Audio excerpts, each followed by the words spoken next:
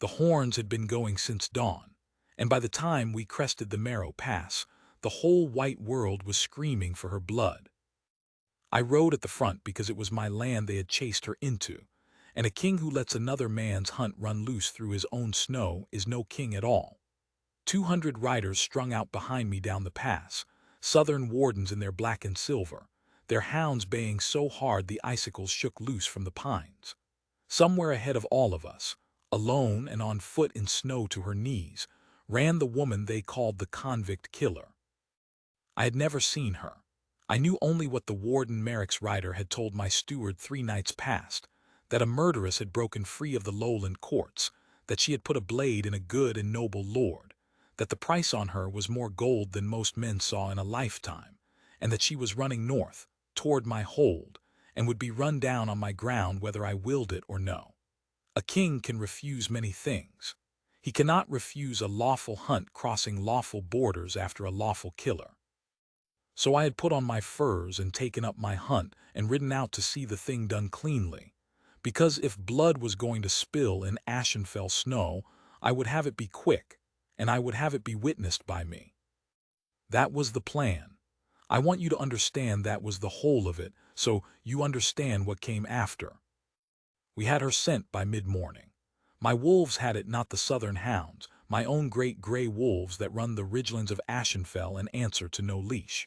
They came down off the heights the moment the hunt entered my pass, 6 of them, then a dozen, ghosting through the trees the way they do, and I felt the old dark thrill go through my chest, the hunter's thrill. The one my father taught me was the truest thing a wolf king owns. When the pack takes a scent, the king feels it in his own blood.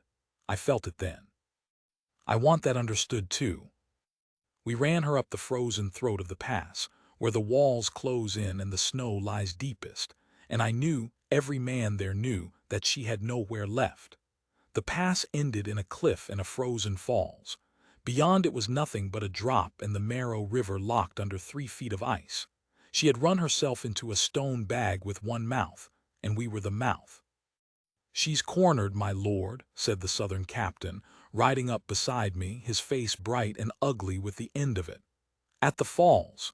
Merrick's men want her taken breathing if we can. There's a hanging ode." I did not answer him.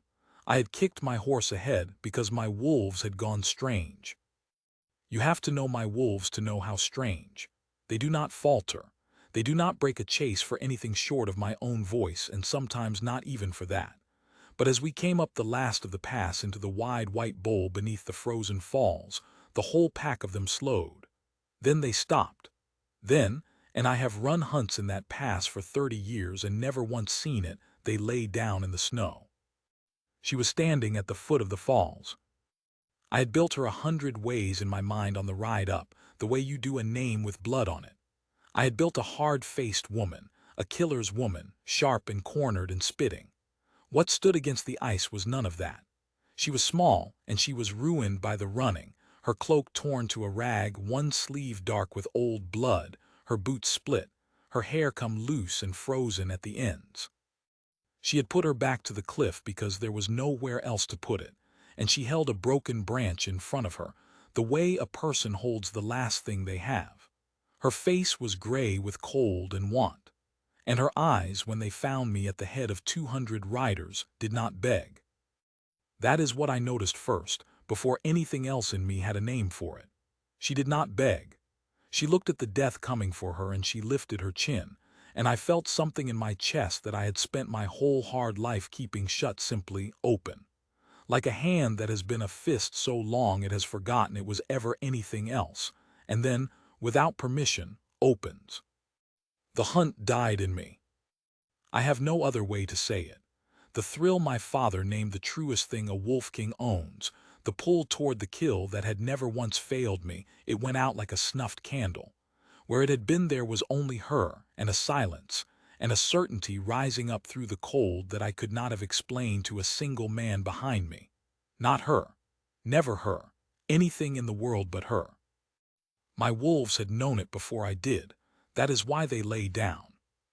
"Take her," the southern captain said, and loosed his hounds. They came off the leash in a black wave. A dozen of them, teeth and noise, straight for the small torn figure at the falls, and they never reached her. They broke around her like water around a stone. One after another they came up short in the snow, ears flat, tails low, and instead of tearing her down they lay down too, around her, between her and us. A ring of the very hounds that had been sent to kill her, whining, pressing themselves flat, refusing. 200 men went silent. You could hear the ice tick in the falls. Sorcery, breathed the captain. His hand went to his sword. She's witched them. Be still. My own voice surprised me with its quiet. I swung down off my horse. I heard the ripple go through the riders behind me, the Alpha King himself dismounting, walking out alone across the open snow toward the branded killer while the hunt held its breath. I heard a southern warden say my name like a warning. I did not care.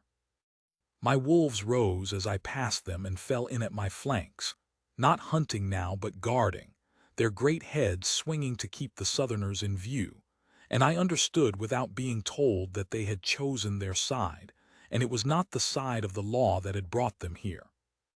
I stopped an arm's length from her, close enough to see that she was younger than the hunt had made her sound, and shaking with cold in a way she was fighting not to show, and that the blood on her sleeve was days old and her own. Close enough to catch her scent under the snow and the fear, and when I did, the last of the hunter went out of me entirely because I knew it. Not from any meeting. I knew it the way you know your own name spoken in the dark. It was the scent I had been built to find and had stopped, years ago, expecting ever to. My wolf, silent in me for longer than I would admit to any living soul, lifted its head at last and simply said, without drama, without a howl, the way you'd name a thing that had always been true, there she is. They say you killed a man, I said to her, low only for her. Her broken branch did not waver though her hands were blue. They say many things. Her voice was hoarse from the cold and the running, but it was steady, and it was not a servant's voice or a killer's voice. It was low and clear, and it had grown up somewhere with tall ceilings. You are the Wolf King. This is your land. A breath. Then it is your snow I'll die on and not theirs. There's some small comfort in that. You are not going to die on my snow. I said it before I had decided to. It came up out of that opened place in my chest, and I heard the whole hunt behind me hear it. Her chin came up another fraction. There is a price on me the size of a lordship, she said. You could buy your winter grain for 10 years with my head. Don't be a fool for a stranger, Wolf King. Take the gold. Riston, I said. She blinked. What? My name is Riston, not Wolf King, not for you. I put out my hand slowly, the way you would to a wild thing, palm up so she could see it was empty. Give me your hand and come away from that cliff. My wolves will not touch you. My men will not touch you, on my life. Behind me the southern captain found his voice. My lord of Ashenfell, that woman is a convicted murderess and the property of the lowland courts. Warden Merrick has ridden 3 kingdoms for her. You cannot. This is Ashenfell. I did not turn around. I kept my eyes on hers and my hand out in the snow. In Ashenfell the wolves choose. You have all seen what they chose. Hound and wolf alike lay down rather than take her, and if you know anything of the old blood you know there is not gold enough in the south to make a wolf lie down over a kill. There is only one thing that does that. I let it hang a moment in the cold. You have hunted the wrong woman on the wrong ground, Captain. Ride back to your Merrick and tell him the convict killer is under the protection of the Alpha King of Ashenfell, and if he wants her, he may come and ask me for her to my face. She had not taken my hand. She was staring at it as though it might be a trick, as though kindness were the one trap she had not yet learned to run from, and I saw in that hesitation more about the years behind her than any warden's letter had told me. Whatever had been done to her had been done long enough that an open hand frightened her worse than the hounds had. They will not stop, she said, very low so only I could hear. You don't know what you're standing between. He will not stop until I'm dead, because dead I can't say what I know. If you shelter me you make him your enemy, and he is worse than the hunt. Let me go over the cliff, Riston, it's kinder. No, my hand did not move. Give me your hand, Elspeth. She went white, whiter than the cold had made her. How do you know my name? I did not know how I knew it. It had simply been there, the way her scent had been there, a thing I had owned before I met her. Give me your hand, I said again, and I will spend the rest of my life making certain no one takes it from me. And after a long moment, in the ring of kneeling wolves, at the foot of the frozen falls, with 200 men watching and the whole South wanting her dead, the branded killer let the broken branch fall from her fingers and put her frozen hand in mine. It was like feeling come back into a limb gone dead with cold, that ache, that flooding warmth, almost pain. Her hand closed on mine, and my wolves came to their feet all at once and threw their heads back and howled, the whole ridge of Ashenfell answering off the far walls, and the southern hounds took up the cry, and the pass rang with it, and I stood there in the noise holding the hand of the woman I had ridden out that morning to see killed, and I understood that my life had ended and begun again in the space of a single breath. Come, I said, you're half frozen. I lifted her. She weighed nothing.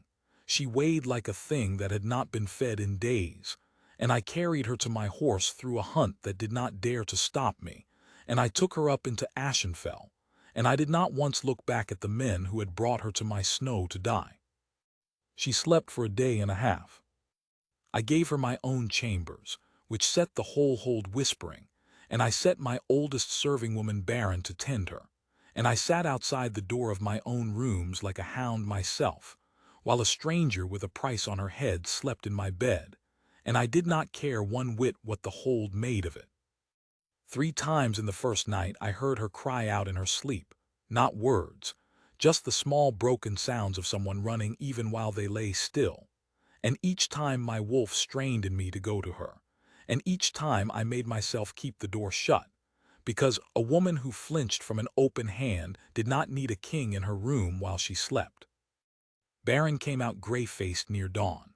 My lord, she said, that girl has been beaten, old and new both. There's a burn on her shoulder in the shape of a court brand, and it's gone wrong, festering. There's ribs that healed crooked from before. She's been used hard for a long time and starved on top of it. My old serving woman had buried 2 husbands and a son and did not weep for much. Her eyes were wet. Whatever they say she did, my lord, that's not the body of a killer. That's the body of somebody a killer got hold of. I know, I said. Though I had not known it in words until she said it, I had known it in my blood since the falls. Heal her, Baron, everything you have, the burn first. And when the South comes for her, because they'll come, my lord. Wardens don't ride 3 kingdoms and go home empty. Then they'll find her behind me, I said, and they'll find out what a wolf king does to men who put a brand on his mate. Baron's wet eyes went very wide. Mate, my lord. I had not meant to say the word aloud, but it was true, and I was too old and too changed by one morning to pretend otherwise. The wolves lay down for her, Baron, all of them, hound and pack in the middle of a kill. You know what that means as well as I do. I've waited my whole life to be given a reason not to be alone, and the gods sent her to me at the foot of a cliff with the whole world trying to kill her. I don't intend to waste the gift by being a coward about it. Heal her. She healed her. It was 3 days before Elspeth was strong enough to sit up, and on the 3rd evening I went in. She was propped against my pillows in one of Baron's clean plain gowns, her hair washed and combed and darker than the frost had let me see, and there was color in her face now, and it changed her wholly. The hunted thing at the falls had been all edges and endurance. This woman had a face made for lamplight, grave and fine-boned and watchful, and when I came in, she watched me the way you watch whether you don't yet trust. You should be resting, I said, and stayed by the door because of the flinch. I've rested 3 days in a king's bed while a king slept outside his own door on the stones. Her mouth did something that was almost, not quite, a smile. Baron told me, I've cost you your rooms and your dignity, and half your hold thinks you've lost your wits over a murderess. You should have taken the gold, Riston. You keep telling me that. Because it's true, and because, she stopped, her hands twisted in the blanket. Because you're kind, and I've learned to be afraid of kind things because they always turn out to be the bait. So I would rather you were cruel and be done with it than kind and turn." She looked up at me, and there was the chin again, the falls again. "Are you going to turn, Wolf King? Tell me now. I'm too tired to be surprised again." I crossed the room slowly, watching her flinch and stop the flinch, and I sat down in the chair by the bed, not the bed, an arm's length off, hands open on my knees where she could see them. "I'm not going to turn," I said. "Not now, not in a year, not ever. I don't fully understand yet what happened to me at those falls, but I understand this much. Something in me that has been shut my whole life came open when I saw you, and it is not going to shut again, and it has nothing to do with pity and everything to do with recognition. As though I'd been given back something I didn't know I'd lost." I made myself hold her eyes. "In the old blood we have a word for it. I won't say it to you yet because you flinch from kind things, and it is the kindest thing there is, and you're not ready. But know that I did not shelter you out of charity. I sheltered you because the moment I saw you, letting them have you became as impossible to me as cutting off my own hand. That's the truth, plainly. You can be afraid of it if you must, but it isn't bait." She was quiet a long time. Outside, the wind moved in the pass. "Ask me," she said at last. "You haven't asked me. Everyone else decided what I was before they ever laid eyes on me. You dragged me off a cliff and put me in your bed and set your women to heal my back, and you still haven't asked me the one thing." Her voice shook just slightly. "Ask me if I killed him." "I know you didn't," I said. "You don't know, you want." "Elspeth," I said it gently, and she stopped. "My wolves will not hunt you. Do you understand what I am telling you? They laid down over a kill. A wolf of Ashenfell will run down anything that carries guilt and fear the way a hunted thing does. It is the one certainty of my whole life. And they laid down. Not because you're my mate, the bond doesn't blind a wolf to blood. They laid down because there was no killer's blood in you for them to take. My pack cleared your name in the snow 3 days ago in front of 200 men who came to watch you die. I don't need to ask, but," and here I leaned forward, "I would like you to tell me, not to prove yourself, because you've carried it alone, and I would like to carry it with you now." And she told me. It came out of her slowly at first and then all at once, the way a thing does when it has been held under pressure for years. She had not been born a fugitive. She had been born, though she had learned to hide it to stay alive, the last daughter of a small broken pack of the eastern reaches. A line the lowland courts had swallowed a generation ago, its lands parceled out, its name struck from the rolls. Her father had died when she was a child. She had been taken as a ward, which is a courtly word, she said, for a hostage with a bloodline, into the house of the man who had swallowed her father's lands. A warden, a rising, ambitious lord of the lowland courts. "Merrick," I said. "Merrick," she agreed, and the name cost her to say. "He kept me the way you keep a deed in a drawer. Proof his claim was legal, the last heir alive, and in his household, quiet, obedient, no threat.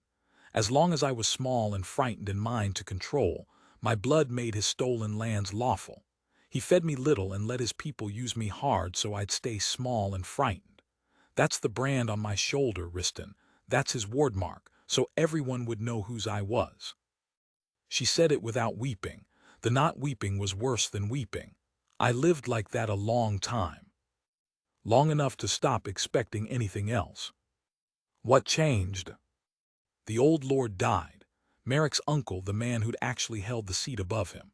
And Merrick wanted the seat, and there were 2 others in his way with better claims, and one night I was a piece of furniture to them. They spoke freely. I heard him tell his man how the old lord had not died of his heart at all. Her eyes came up to mine, steady and terrible. Merrick killed him. His own uncle smothered him and called it a weak heart to take the seat. And he did not know I'd heard until I was fool enough to let it show on my face at the funeral rites. After that, I was no longer a useful deed in a drawer. I was a witness. And a witness to a killing can't simply be let go. She drew a breath. So he did the cleverest thing. He killed the old lord a second time. I mean, he made it so the killing had a killer, and the killer was me, his ward. His starved, brand-shouldered ward with a grudge and a stolen bloodline and no friend in the world. He put the blade in my hand while I slept and cried murder, and by the time I understood what was happening the hue and cry was up, and the only thing left to do was run. I've been running 4 months, 3 kingdoms. Her mouth twisted. Convict killer. I never even stood a trial. He didn't need one. He needed a corpse in the snow so the truth would die with me and his seat would be safe. She looked down at her own thin hands. That's why I told you to let me go over the cliff. Dead over a cliff, I can't be tortured into recanting. Dead behind a king who shelters me, I take the king down with me. He will not stop, Riston. He can't. As long as I breathe, his seat is stolen and his uncle is murdered, and both of those hang him. He'll burn your hold to the frozen ground to put me in it. The wind was loud in the pass. My hands had closed into fists on my knees without my knowing, and I made them open because she was watching them, and I did not want her to think the anger was for her. Let him come, I said. You're not listening. I am listening. I've listened to every word, and here is what I've heard. A man murdered his own kin for a chair and framed a starving girl for it to keep the chair, and has spent 4 months and 3 kingdoms of good gold trying to erase the only living soul who knows the truth. I stood. That is not a hunt for a killer, Elspeth. That is a killer hunting a witness. And he has just chased the witness onto the one ground in the world where the wolves know the difference and the king answers to no lowland court. He didn't run you to your death. He ran you home. I looked down at her.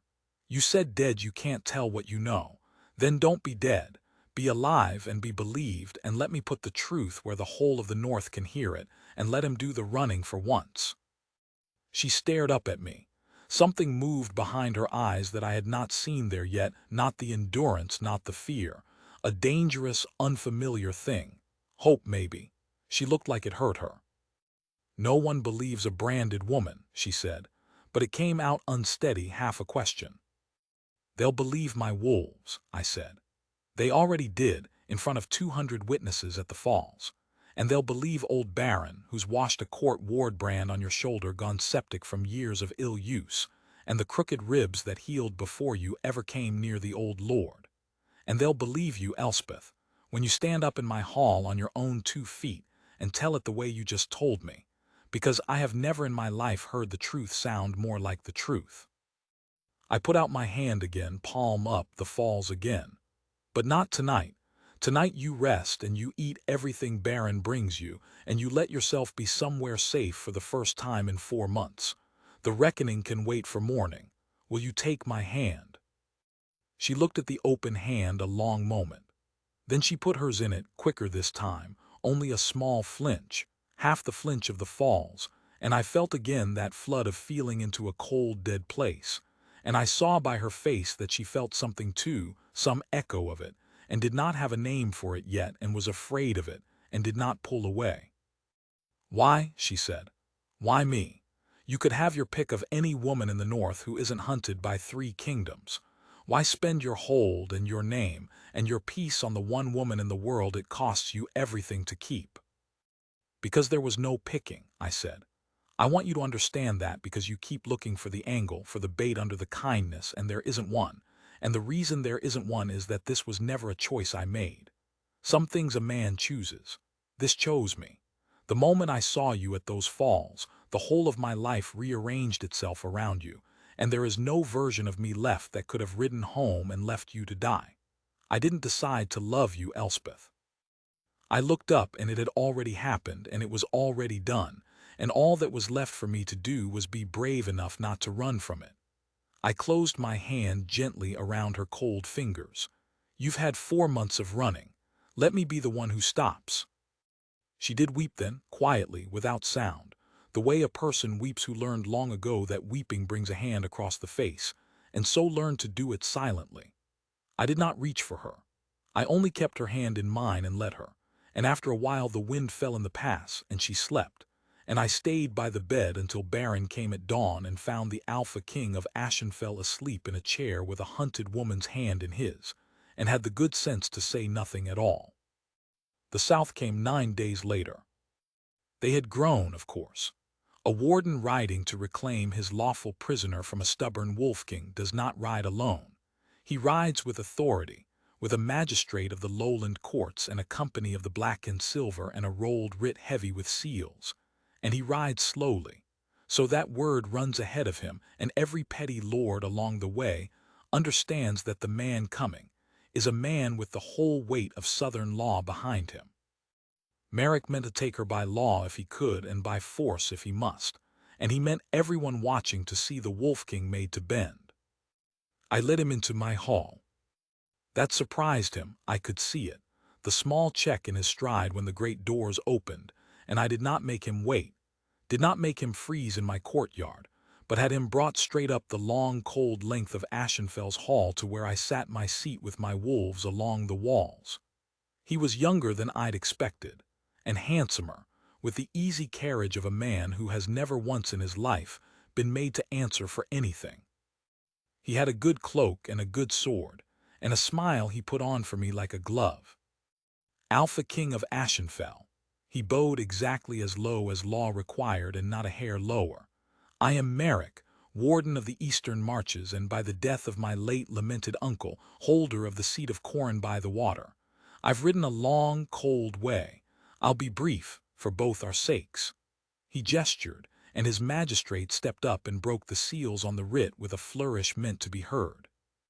You are sheltering a convicted murderess, one Elspeth, ward of my house, who slew my uncle in his bed and fled lawful justice. I have here the writ of the lowland courts commanding her return. I know the North keeps its own customs, and I mean no insult to your hospitality, but a killer is a killer under any sky. Give her up, and I'll trouble your hold no further. I'll even, the glove smile widened, leave the reward in gold for your inconvenience. A king can always use gold. The hall was full. I had made sure of it. Every lord of Ashenfell I could gather in 9 days, my captains, my council, my old baron, the men who'd ridden the hunt to the falls and seen the wolves lie down, full and silent and watching. You've had a cold ride, warden, I said, so I'll be brief as well. You're not leaving with her. The smile stayed, but it set. My lord, the writ. The writ says a killer. My wolves say otherwise. I stood. 9 days passed on my snow at the foot of the Marrow Falls. 200 men watched every hound and wolf in that pass lie down over the kill rather than take that woman down. Ask any of them. Half of them stand in this hall. You know the old blood, warden, or you'd not have chased her north into it. You know a wolf of the old lines cannot be made to lie down over guilt. So either the whole of Ashenfell's pack has forgotten how to be wolves, or the woman you've hunted 3 kingdoms carries no killer's blood at all, and you've known it the whole time, because you're the one who put the blade in her hand. That landed. I watched it land. The magistrate's head turned toward Merrick a fraction of an inch, just a fraction, but a magistrate who has spent his life reading men. And I saw him read one then. That's a slander, Merrick said, and the glove was slipping, and a wolf lying in the snow is not evidence in any court of. Bring her in, I said. And she came. I had not made her hide, and I had not made her cower, and I had not dressed her as a prisoner or a supplicant.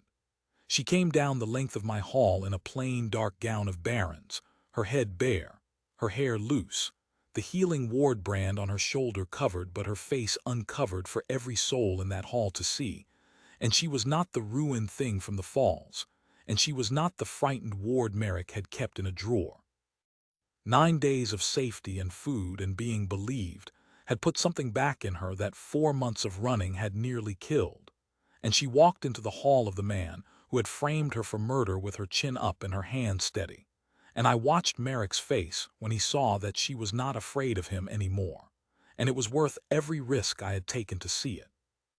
Elspeth, he said, and I heard the old habit of command in it, the voice that had made her small for years. Come here. This foolishness is over. Come to me now and I'll be lenient. Make me drag you and I won't. She stopped in the middle of the hall, well clear of him, and she looked at him a long moment, and then, this is the part I will treasure until I die, she smiled. A small, grave, terrible smile. No, she said. Just that, the one word, and I saw in his face that he had never once, in all the years he owned her, heard her say it. I heard you kill him. she said into the silence of the hall, her clear, low voice carrying to every corner. "The night your uncle died, I was in the servants' passage behind his chamber, where you sent me to fetch and carry because I was furniture to you, and furniture has ears. I heard you smother him with his own bolster, and I heard you tell Halloran to send for the physician slowly so the body would be cold. And you'd have let it lie as a weak heart and had your seat clean, except I was fool enough to grieve at the rights where you could see it, and you understood that I knew. So you put the blade in my hand while I slept and you cried murder, because a dead witness tells no tale and a starving ward makes a tidy killer." She did not raise her voice. She did not have to. "You didn't hunt a murderous 3 kingdoms, Merrick. You hunted the only mouth in the world that can hang you. And it followed me all the way to a hold where the wolves know the difference, and now it will be heard." For a heartbeat the whole hall hung, and then Merrick did the thing that guilty men do, which is to reach for the sword instead of the argument. "She's a mad, branded liar," he snarled, and his hand went to his hilt, and his black and silver started forward and my wolves came off the walls. They did not touch a man. They did not need to. 20 gray wolves of Ashenfell rose as one and put themselves in a wall between the Southerners and Elspeth, hackles up, and the whole company of black and silver stopped as though they'd struck a cliff. And into that stopped silence, before Merrick's hand had cleared his hilt, old Baron stepped out from the side of the hall with something in her hands, and her voice cracked out like a whip. "You want evidence, magistrate," she said. "Then here's a healer's word, and a healer's word stands in any court south or north. I've tended this girl 9 days. I've cleaned a ward brand on her shoulder, his mark, the mark of the House of Corrin, festered from years of ill use. I've felt ribs that healed crooked and old before ever she came near a dead lord's bed. This is not a body that killed a strong man in his chambers, magistrate. This is the body of a girl a strong man kept and starved and beat for years. And a girl kept like that doesn't rise up one night and murder her master in a fit. She runs the first chance she gets, which is exactly what she did." Baron turned her old wet eyes on the magistrate, ignoring Merrick entirely. "You've read 100 true cases and 100 false ones. Look at her. Look at him. And tell this hall which one of them has the truth in his face." The magistrate looked. He was, I think, not a bad man, only a careful one, a man who had spent his life inside the machine of the courts and had learned to move with it and not against. He looked at Elspeth standing clear-eyed and steady in the middle of my hall with a healer vouching for her wounds and a king's whole pack ranged in front of her. And he looked at Merrick, whose hand was on his sword and whose handsome face had gone the particular gray of a man watching the ground open, and who had, I saw the magistrate note it, I saw the exact moment, reached for steel in a foreign king's hall the instant he was accused, rather than for a single word of denial that would hold. "Warden," the magistrate said slowly, "take your hand from your sword." "Magistrate, you cannot possibly." "Take your hand from your sword, sharper. You told the court your ward killed your uncle and fled. You did not tell the court she was a hostage bloodline, ill-used and branded with a healer's word against you. You did not tell the court there was a servant's passage behind the chamber, nor a man named Halloran sent to fetch the physician slowly." His voice was rising now, the careful machine of him turning at last, and turning hard. "I have sat the lowland benches 30 years, warden. I have watched a great many liars, and I will tell you the one thing they all do without fail when the truth walks into the room. They reach for the sword." He turned from Merrick as though he were already nothing. "Alpha King of Ashenfell. I came north to reclaim a convicted murderess. I find instead a fugitive witness, a false conviction, and a warden who cannot keep his hand off his hilt when he's named. The writ is void. I will carry the truth of this back to the benches under my own seal, and I will see the seat of Corrin by the water and the death of its late lord reopened, properly this time, with this woman heard and with him answering." He drew a long breath. "Warden Merrick, you'll ride south under my custody, not the girl." It ended, as these things do, in a scramble of noise, Merrick shouting, his own men stepping back from him one by one the way men do from a lord whose luck has visibly turned, the magistrate's authority folding over him like a net. He did not go quietly. He never once, to the end, admitted the thing he'd done. His kind rarely do. But he went, stripped of his writ and his blackened silver, and the easy carriage of a man who has never answered for anything, out of my hall and south to answer for all of it at once. And when the great doors had shut behind him and the cold came in off the pass and the hall let out its held breath, I came down off my seat and crossed to where Elspeth stood, still in the middle of the floor, shaking now that it was over, and I stopped an arm's length off, palm up. The falls again, always the falls. "It's done," I said. "You're heard, you're believed.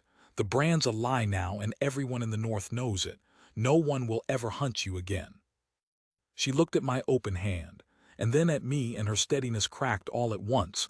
4 months and years before that of it, and I thought she might fall. But she didn't fall. She stepped into my open hand and passed it into me and put her face against my chest, and I closed my arms around her at last, carefully, the flinch, always the flinch, and she did not flinch. She held on. My whole pack came and pressed close around us both, and the hall of Ashenfell was quiet, and I stood in the middle of my own hall, holding the woman I had ridden out to watch die, and felt the last cold place in me finish thawing. "You called it the kindest thing," she said against my chest, muffled, "the word you wouldn't say to me. In the old blood, you said I wasn't ready." "I did. I think," her arms tightened, "I think I'm ready now, if you still want to say it." I put my hand under her chin and tipped her face up. She let me. There was no flinch left in her at all. "Mate," I said. "You're my mate, Elspeth. The wolves knew it at the falls before I did. That's why they wouldn't hunt you. That's why they lay down over the kill. Because in all the world there is exactly one person a wolf of Ashenfell will lie down and die before it harms, and it's the king's own fated heart. I didn't shelter a stranger. I found the one I was made to find at the foot of a cliff, with the whole world trying to take her from me. And I am never going to let anyone take her again." She was quiet a moment. Then that small grave smile, the one she'd given Merrick, but warm now, all warmth. "Then say the other thing too," she said. "The plain thing, not the old blood word, the one anyone would understand." So I said it plainly, the way she needed the truest thing said, with no ceremony and no crown in it. "Only the truth. I love you. There's no bait under it, and there never will be. I love you, and you're safe, and you're home, and you never have to run again." And she rose up on her toes and kissed me, there in the middle of my hall, in front of my whole pack and my whole council and my old weeping baron. And it was not the kiss of a rescued thing to her rescuer. It was the kiss of an equal who had walked through fire and out the other side and chosen, at the far end of it freely, where to put her feet. She did not become my Luna that night, or that month, and I want that known because it matters. I asked her properly, quietly, weeks later, when the magistrate's word had come back north that the seat of Corran was reopened, and Merrick was in a lowland cell awaiting a trial he would not walk away from, when her name was struck clean off the rolls of the hunted, and her father's small broken line was ordered restored to her by the same courts that had branded her. I asked her when there was nothing left hunting her, nothing left owed, nothing left that could make a yes into anything but her own free word.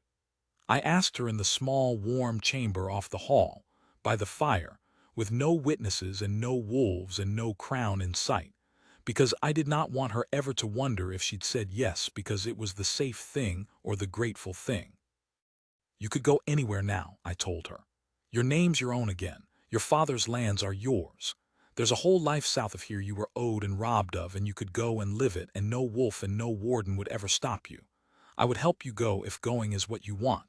I'd hate it and I'd do it because a thing given under a hunt isn't given freely, and I won't have you the way he had you because there was nowhere else to be." I took her hand open, the falls, the way I always would. "So I'm not asking the hunted woman at the cliff. That one had no choices and I never want to trade on that. I'm asking the free one. Elspeth of the eastern reaches, in your own name, owing me nothing, stay. Be my Luna, not because you can't escape, because you'd rather not." She looked at me a long time, and then she laughed, a real laugh, one I had never heard from her before that season, a sound with no fear anywhere in it. "Do you know," she said, "you're the only person in my whole life who ever tried to make it easier for me to leave you." She turned her hand in mine so it was she holding me now and not the other way. "The whole world spent years trying to keep me. He kept me in a drawer. The hunt kept me running. And the one man who has the wolves and the hold and every reason to keep me, you spend a whole speech making sure the door's open." She lifted my hand and pressed her mouth to my scarred knuckles. "That's how I know, you great fool. That's the whole answer. A man who leaves the door open is the only man I'd ever walk through it toward." She looked up. "Yes, freely in my own name, owing you nothing. Yes, I'll be your Luna, Riston, and I'll spend a long life making certain you never spend another night asleep in a chair outside your own door." So she became my Luna in the spring, when the Marrow Pass thawed and the falls ran loud and free again, in a hall packed with the lords who had once come to watch her die and now bowed as she passed. And when the old rites were done and the pack had howled her name off the far walls, I did not make a speech about crowns or scorners humbled or the long searching of my life. I only took her hand. She gave it now without a shadow of a flinch, gave it the way you give a thing you never once doubted was safe. And I leaned close, so only she could hear it under the noise of the hall. "You told me at the falls it was my snow you'd die on, and there was some small comfort in that." I felt her go still, remembering. "I've thought about it all winter. You had it backwards, love. It was never my snow you came to die on." I lifted her hand and kissed it. "It was your own ground you came home to. You just hadn't reached it yet." And the woman the whole world had once called the convict killer, the hunted, the branded, the one who could not escape, put her free hand against my face in the middle of that ringing hall, and did not run, and had, at long last, nowhere left she needed to.